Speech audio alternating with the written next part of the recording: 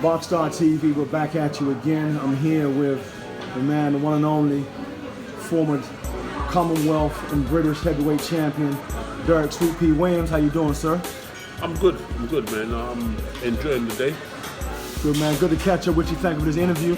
I'm up here in Harrow on the Hill. Not my familiar parts of the world, but I'm here meeting an astute guest like yourself, so I thank you for your time. Yeah. We got a lot of things to catch up on, man, boxing-wise. Fight coming tomorrow between Anthony Yarde and Kovalev up in Russia. What's your thoughts on that? It's an interesting fight because people will think that Yarde has been put in too soon. Right. And I was of that opinion myself, right? That I would like to see him have more time to grow because I think Anthony Yarde is an exceptional talent and he has a bright future. This fight coming up now, I think is a little bit too early for him, but it's a fight that he can still win. You see, because if you look at the tangibles, right, when you're looking at fights, and you say to yourself, how come this guy is in this kind of level of fight at this stage? Sometimes fights, you have to take risks. If you look at Kovalev, he's older, he's 36 now, 37, and he's losing the edge that he used to have. So you have to understand that when he got knocked out by Alvarez a couple of fights ago, he got caught with left hooks, right? Yep. And Anthony Yarde got a good left hook. Yep. So those are in Yarde's favour, and I'd like to see Yarde win.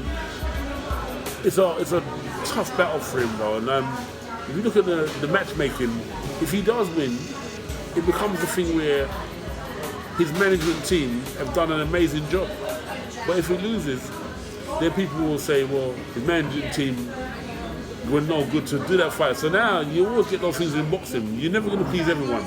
So Yarde has taken this chance now, and I hope that it works for him. I would say majority of people would expect Kovalev to win this fight. And I would expect Kovalev to have too much experience.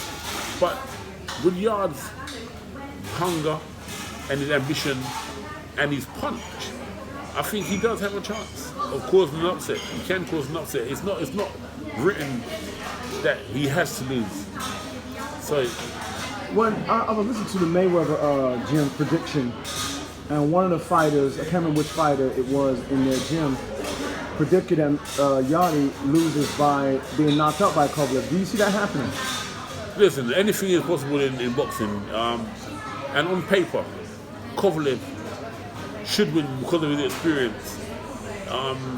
Yarde is a young, strong, hungry, ambitious fighter that he has an opportunity now to change his life and his family's life. So I think he's going to go there preparing to win. I know his trainer very well, Tunde, and Tunde will have prepared him very well, so Yarde will be in great shape for the fight. Now, experience-wise, that's my only concern is that he's lacking the experience. But what he lacks in experience, he can make up for in desire and punching power and punching authority. So it's an interesting fight that it's a fight that I wouldn't have taken for. See, I'm from the fight game.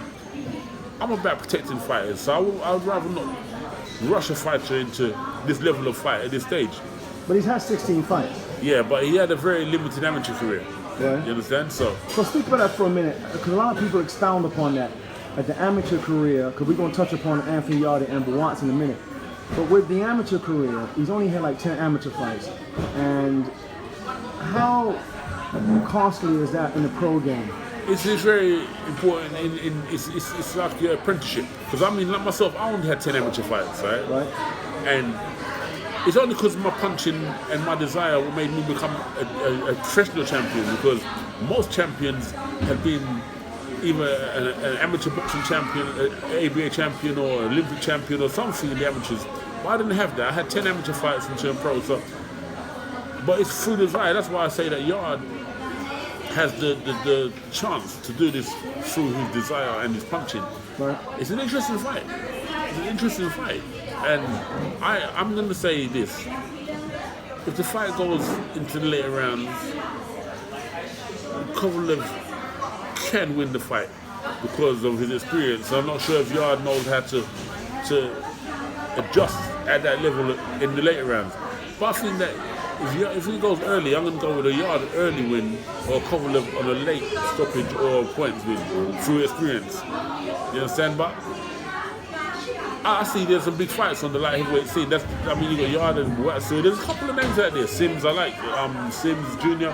So there's a couple of good fights that's out there still that can be made. So this is not the be all and end all. This is just an opportunity that I think that Yarde can take it and grab it with both hands. So let's just first look at the negatives. If Yarde loses, how bad is that for his stock? Well, it's not that it's so bad. What I worry about is his health. You understand? Hopefully he's not hurt. Kovalev can be spiteful, his experience, and he's a good puncher. But I don't know if age is on. He's on the wrong side of 30. So I don't know if he's going to be able to do what he would have been able to do to Yarde some years ago. Because now his age in boxing, you become an old man overnight. You understand? Because you might be in the gym training and you're feeling sharp, but on the fight night, you find that polish is not there like what you had before. Yeah. So it's a very interesting fight. I wouldn't write Yarde off at all. I wouldn't write off. Now, one thing we spoke about off camera regarding just two British heavyweights that are really taking shape right now. So Yarde being one in the light heavyweight scene, and the other one is Buatsi, Right. a guy who you like very well, or a lot. Between Buatsi and Yarde, who do you fancy as more to your, as a fan favorite or more to your liking? They're both very entertaining fighters, right? So with Yarde knows he's a big, strong, punching light heavyweight, and he brings the excitement, and people are behind him, and I like him. Yeah. And Buatsi at the same time is an exciting 252 hands attacking fighter who can box, right? Yeah. And so I like him. But what the difference between the two of them is their experience from the amateurs. And obviously Buatsi has been an Olympian, and Yarde he's had a limited amateur career. But what he lacked in amateur fights is gained in training and dedication. So this is definitely an interesting fight to me. Well, we were talking yesterday. You were saying to me that there was one fight in particular early in your professional career where you learned on the job how to dig deep because you fought a very tricky pro. Talk about that for a minute. When you become a professional fighter fights for a living. The only difference between an amateur and a professional is that a professional is fighting for pay because that becomes your living. If you're a professional that's going to make your livelihood through fighting, then you're going to do all you can to learn the ins and outs of the game, what you can do in the ring, what you can't do. You're going to be training. Instead of working 2 or 3 jobs, you're going to spend your time in the gym. That's your living, your livelihood. So you learn tricks. You learn how to con a guy, how to set traps, how to set guys up, and when a guy's hurt and trying to conceal it. Right. You learn these things through sight. People can't teach you these things. Sometimes you have to learn it yourself. Where through sparring with experienced guys or fighting experienced guys and learning from them, and that's how you learn, by getting in there, learning and watching and learning. So you have someone like Yarde who is keen to do good and is hungry and is ambitious, and I think that he would keep on growing. Buatsi now has learned a certain amount of a level, a certain understanding of the game that he'll be a little bit ahead of Yarde because of that. But that's not knocking Yarde, because Yarde is still learning, he's hungry, and he's hungry for this. So it's definitely listen, right now in Britain it's exciting times in a few weight divisions, because we've got the heavyweights that are lighting up right now. We've got the light heavyweights that are lighting up right now. We've got cruiserweights that are light. So and then even in the lightweight division, we've got the lighter weight division that's coming through. So everyone in all the divisions, we've got someone that can contend on the world scene, or is dominating the world scene. So we have an amazing right now. It's an amazing time for British boxing. Amazing time. How different is boxing now from when you were boxing? Well, I'll tell you what is now, it's social media plays a great part in it because people are able to follow the fighters through social media and they get behind the fighters. The fighters know that if they can put on an entertainment, put on a great show, people are going to come out and support them, and there's a lot of financial rewards from having a big following. They're trying to stay on top of the game. Fighters have more say in what happens in their career now, which I think is good. And then right now, I think that the number one thing I think with the medical side of things, fighters now are more protected than they were before with the stringent medical examinations, and also with the drug use and stuff. Fighters now can get found out more now than they could have done years ago because there was no ways of detecting what guys have been taking before. Yeah, that leads me to my next point. Now, in terms of the drug tests and the PEDs and things of that nature, when we spoke about this off camera a while ago, there's been a few fighters that have been in the media about their drug use, and it's been kind of putting a damper on boxing. For example, the Joshua fight, which was supposed to be with Gerald Miller, that got called off, or Gerald Miller got suspended, and so he became knocked out of that card, and the replacement for Gerald Miller ended up being Ruiz. And we'll touch upon the Ruiz Joshua thing in a minute. And then in this country, we had the situation where a fight did go ahead. However, a fighter you know very well in Dillian White was then now caught in a controversy regarding supposed PEDs and the discrepancy of the VADA test and then the UK anti-doping testing agency. What's your view on that? I mean, like, how do you view, if we're getting tighter and tighter and more stringent upon this drug testing, how are fighters still getting caught up? What's the story behind that? The Dillian White situation is something that I'm staying on the fence because I don't want to accuse Dillian of doing anything wrong because he passed one of the tests, the VADA test, and then I think it was UCAD that he failed, but that makes you think to yourself there's a conflict in the bodies that are governing the bodies that's going to allow the fight to go ahead, because if one body, that's VADA, who decided that they were going to clear him to box, and UCAD said he's not cleared to box, then who's right? Yeah. You understand? So I wouldn't stay here now. Or what type of test went ahead to allow the fight to go in the first place? What sort of testing? Was it stringent enough? Or what happened? Listen, it's 6 of one and half a dozen of the other. You never know. I don't think Dillian White at this stage would have gone out and done anything to try to jeopardize his career. This is not just jeopardizing the fight. This is jeopardizing his career and his future. Now, he is on the cusp of making waves by becoming a contender, because right now the heavyweight scene is open once again. With Joshua losing to Ruiz, it's opened the heavyweight scene right up again, because if Joshua had beaten Ruiz, it would have been like almost a foregone conclusion that he was going to be dominating for the next couple of years. But because he lost to someone like Ruiz, he wasn't even in the picture. It's changed the whole game, because other guys now are looking on and saying, well, I can beat Ruiz, and if Ruiz can beat Joshua, then I have a chance. So they're going to raise their level of fighting and their confidence. It's like when Mike Tyson was dominating the boxing scene, and then he got beaten by Douglas. The minute he got beaten by Douglas, everyone raised their game when they're fighting him, because they realized, hold on a second, this guy is human and he can beat him. So now with Joshua, other guys are looking at there now and looking at the financial reward of beating someone like Joshua. Because look at Ruiz now, a guy who was struggling in his career. Apparently he spoke about jacking it in because he wasn't really making anything substantial. So yeah, some of the reports say he couldn't even afford to pay his rent. Yeah, so now, if you look at that now just through one fight, that's changed his whole life. Other fighters are going to be on the brink now saying to themselves, you know what? I can do this. All I want to do is just push a little harder. And I always go around and I encourage fighters. If you're in it, you got to be in it to win it. You can't just be a part of something, but you don't want to become the best. Because fighters, champions have egos.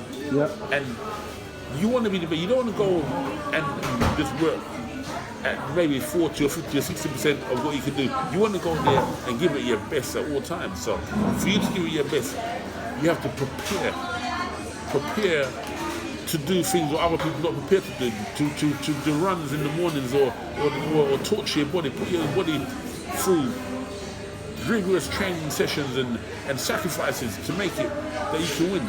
And I tell people, you get out what you put in life. Yeah. And that's my message to all young fighters out there. If you think you want to make it, you've got to give yourself a fair chance by working hard. So, in regards to the Dylan White thing, what's the story? I mean, it's gone a bit quiet now. Where are they now are they still investigating, and are they still deciding what to do with it? Because the public has literally slated him, and the media said it because he's come out, it's been publicly known that he failed the drug test years ago. It's not his first time. It's not his first time, but to be fair, what Dylan failed on years ago was an over-the-counter substance that was banned from the list. So it wasn't a thing whereby he was going out to take an illegal substance. He had purchased something from a high street chemist, right? But the punishment was quite heavy for him in that respect. I think he was. I'll tell you why, because the governing body was trying to make a statement to say that what we did the right thing, but he didn't. It wasn't like he was going to go and shoot up with some kind of drug or inject himself in. He had taken something from over the counter, which was a pre-workout drug. Right. Now, do you think this has massively dented his opportunity now with a major fight with Deontay Wilder? Where do you see that? Where do you think that's going? Listen, I think it's unfortunate that it happened because Dylan White, and I know Dylan, and I think that he has a potential. I like the way he dedicated himself and he worked hard, and his training team. They got a good bonding. If you have a good unity with your training team, yep, that's an amazing strength because you feed off each other. You understand? So he's come a long way. He has. Yeah, for sure. Now, and I know Mark. I know his trainer Mark, and Mark is from a fighting background, and he would have definitely got Dylan, and he's brought the best out of Dylan. I think that Dylan has shown that hard work pays off because he's been working and he's been taking fights, and to be fair, Dylan, he's had fights that I don't think he should have had to have. Yeah. Right? He's been fighting guys who are live. Every fight he's been having, it's not just a knockover opponent. It's someone that's coming to win. Yeah. And he got put into this. I mean, when we fight, we rest.